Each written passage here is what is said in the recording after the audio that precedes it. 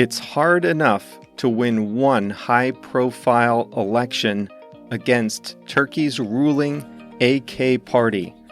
Ekrem Imamoglu has just done it twice in 3 months. Hi again, everyone. I'm Jeff, and this is Plain English, the best podcast for learning English with current events. Your recipe for success. JR is the producer. You know, if Plain English is your recipe for success, then JR is like the master chef.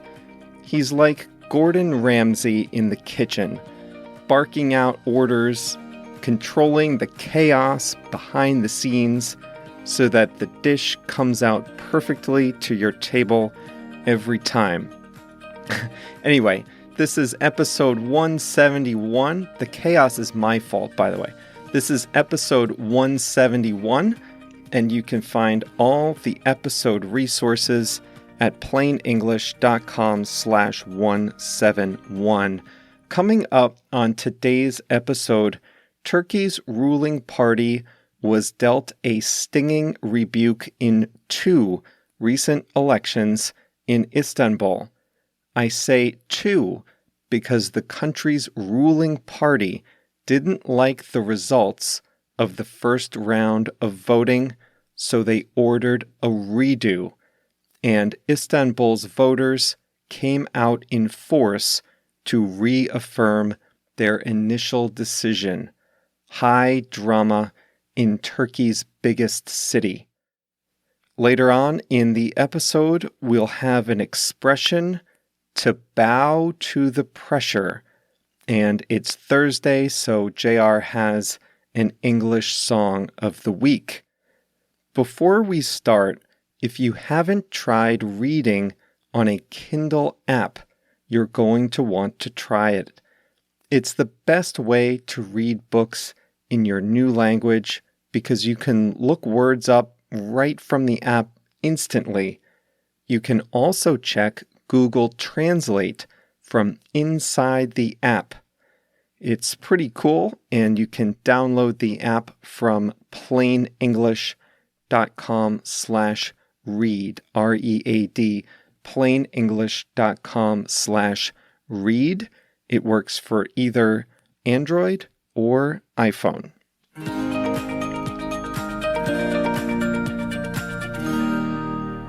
He had to win the same election twice, but Ekrem Imamoglu will be the next mayor of Istanbul, the financial and cultural center of Turkey. Ordinarily, the mayor's office in Istanbul would not be world news, but this year it was ground zero for a high-stakes political struggle. Imamoglu won his office in March by a slim margin, just 0.2%, or 13,000 votes out of 8 million cast, separated him from his opponent, Binali Yildirim. Yildirim is a former prime minister and well-known politician, and he represented the ruling AK party.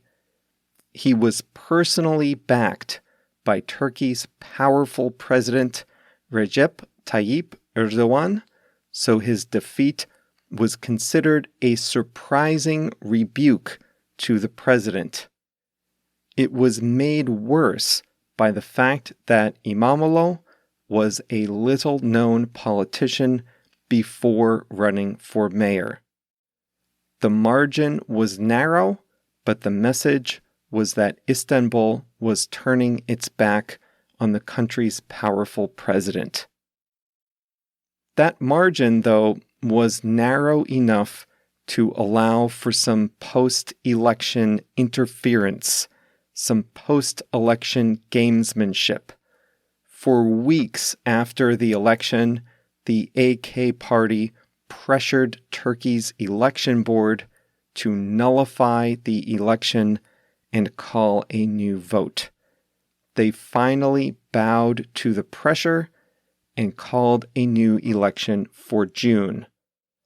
Ostensibly, the reason for the new vote was that certain election officials had been improperly appointed.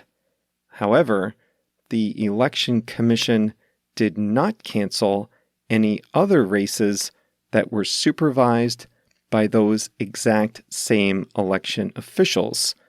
Curiously, the AK party was the winner in those other races that were not canceled. Well, the AK overplayed its hand. The rerun proved worse for Erdogan than the original election had been. Istanbul's voters, along with many in the international community, recognized the revote as a sham. Imamoglu won the redo in a landslide, securing a comfortable margin of more than 800,000 votes. Remember, his first victory was just by 13,000 votes. In winning by 54% to 45%, Imamoglu won not only his supporters, but also many thousands of residents who wanted to right the injustice of the canceled election. Turnout was 85%. People canceled holidays to be home on election day. Residents streamed into the streets, playing music and sounding horns in celebration. Their new mayor, Imamoglu, has found support across the political spectrum. Instead of attacking Erdogan, as many opposition politicians do, he focused on upholding the rule of law in Istanbul. The rallying cry of his supporters during the campaign was, "Everything is going to be great." The mayor's office of Istanbul is considered a stepping stone in Turkish politics. In the 1990s, Erdogan himself served as mayor of Istanbul before launching a national political career. Now some are asking whether this may be the first step for Imamoglu. Perhaps, but he won't have an easy job as mayor. The AK party still has a strong grip on the country's politics. Erdogan won the presidency just last year, and he remains personally popular. The AK party and its allies have a commanding majority in Turkey's parliament. They can still cause all kinds of trouble for Imamoglu in the future, whether by investigating him personally or by blocking his proposals in Istanbul. There are some reasons for the AK party to be concerned besides this recent election in Istanbul. The mayors of 3 large Turkish cities are now from the opposition party, and there are rumblings from within the AK party that some disgruntled party leaders may break away and form one or more new parties. Then there's Turkey's economy, which just came out of a recession and is expected to dip back into recession this year. The value of the currency, the Turkish lira, has fallen by 40%, and inflation is near 20%. Erdogan has managed to alienate Turkey's biggest trading partner, the EU, and its biggest security ally, the United States, in recent years.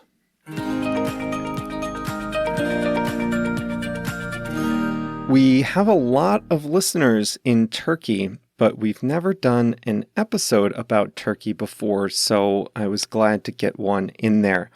Although I did once say that Istanbul was the capital of Turkey, and I got my wrist slapped by a few listeners for that minor blunder. Time to say hello to a couple of listeners.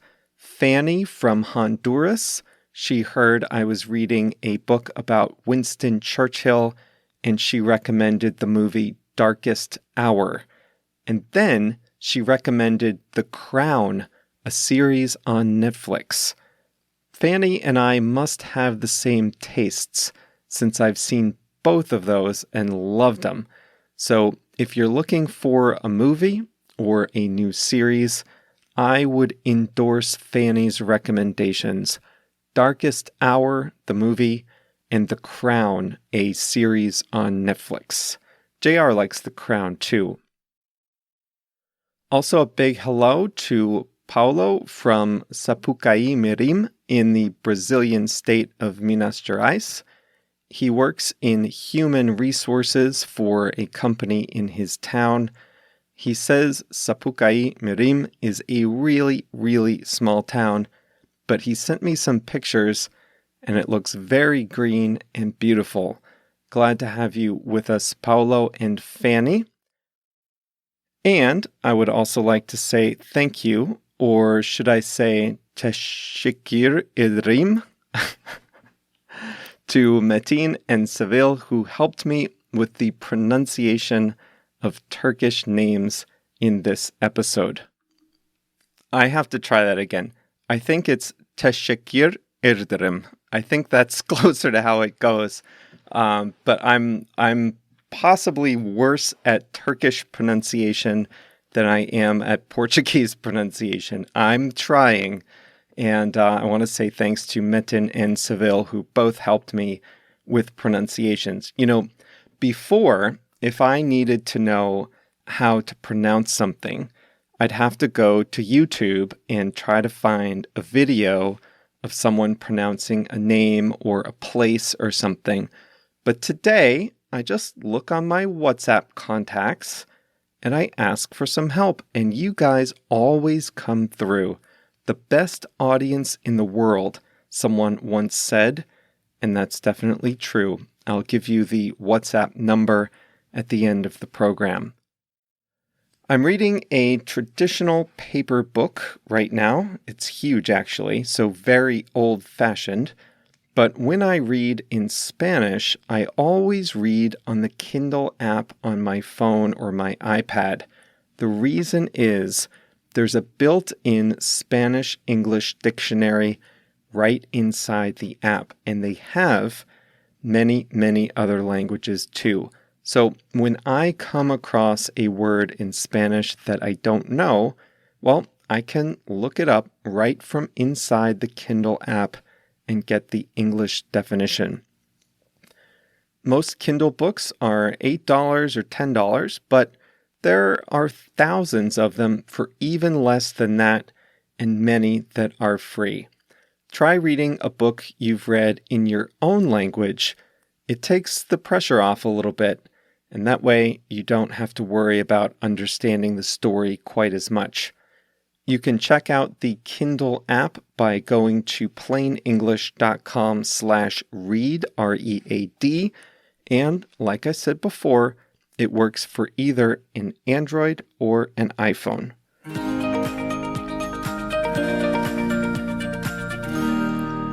The expression I have for you today is to bow to pressure.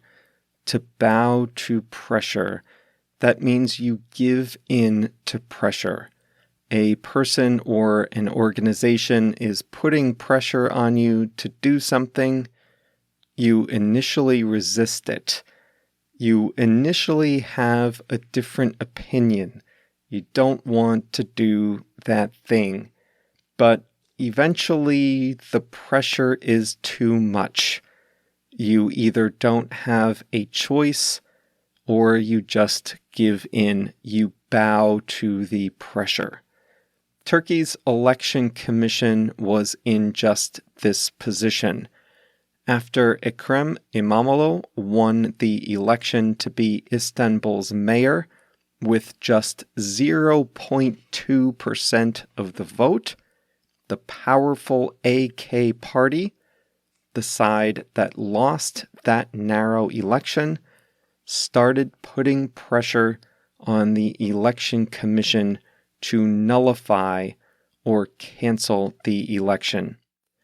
Eventually, the pressure became so great that the election commission did as the party bosses in the AK wanted. The election commission bowed to the pressure. Big companies sometimes bow to the pressure coming from their customers or consumer groups. I remember recently an airline announced plans to shrink the space between the seats even more. And that announcement didn't make their customers very happy. A lot of them went on social media to voice their displeasure.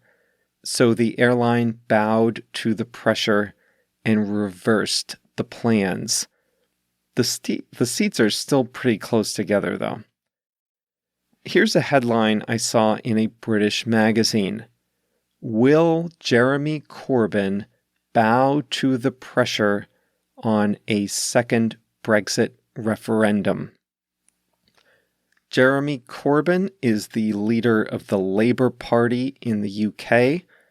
A lot of people within his party are now calling for a second referendum on Brexit.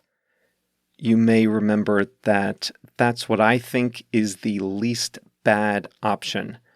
So far, none of the leading politicians in Britain wants to do that, but there is growing pressure on them to call a new vote.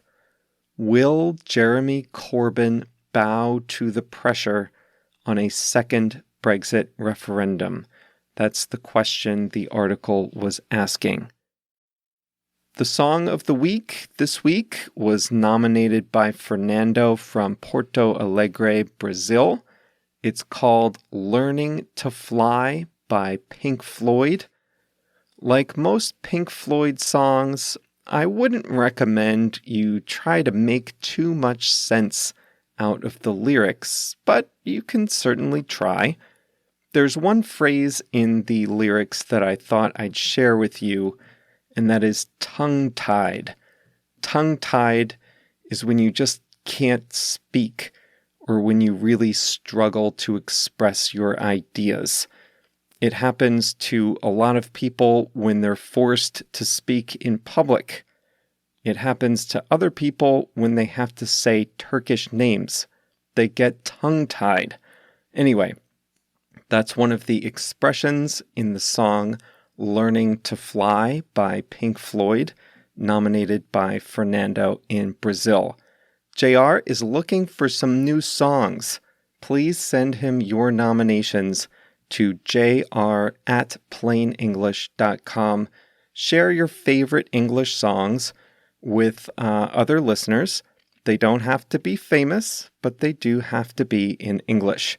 jr@plainenglish.com. That's all for today. Thanks for joining us once again. I promised I would give out the WhatsApp number. I don't have a WhatsApp group, but I do send out the occasional message once every couple of weeks. So if you'd like to connect on there, send me a note to +1 312 967 8757, and you might just get a pronunciation request from me someday. Who knows? +1 312 967 8757. We'll be back on Monday. On Monday, we'll talk about the solar eclipse that streaked across Chile and Argentina. And I'll tell you a little bit about the solar eclipse we had here in the United States a couple years back. That's coming up on Monday. Don't miss it.